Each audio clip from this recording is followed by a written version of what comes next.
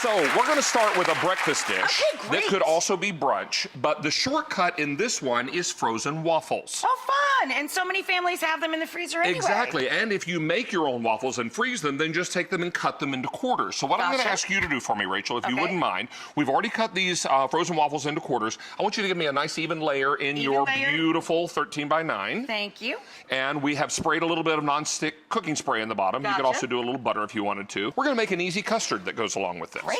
So we already got eggs inside our measuring cup. We're going to add to that some half and half. You want me to whisk while you're adding stuff? That would be lovely. Poke the yolks there, get them going. Go ahead and give this a nice whisk. And to this mixture, we're going to add some melted butter. Always a good thing. Delicious. Everything's better with butter. Well, particularly in the holidays, right? A little brown sugar, light brown sugar. LBS. That's what I'm talking about. There you go. There we go. Now, I'm going to give you just a little pinch of cinnamon. Little ground cinnamon. Excellent. There we go. Come on. There we go. Come on, buddy. Just enough to color him up a little bit. There we go. A little good vanilla. Real vanilla extract. Always encourage you to keep some good vanilla. And 2/3 a cup of maple syrup. Perfect.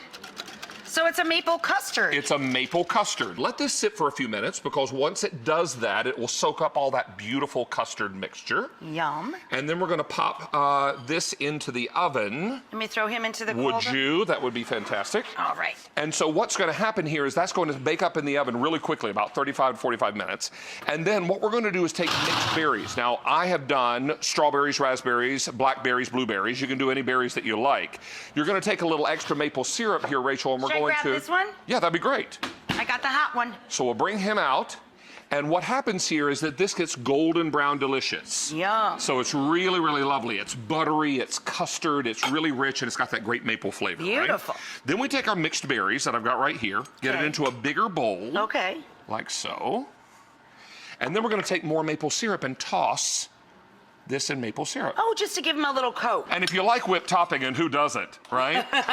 Put a little whipped topping on there. Whipped cream wouldn't be bad. There you go. And that is a lovely, lovely dish.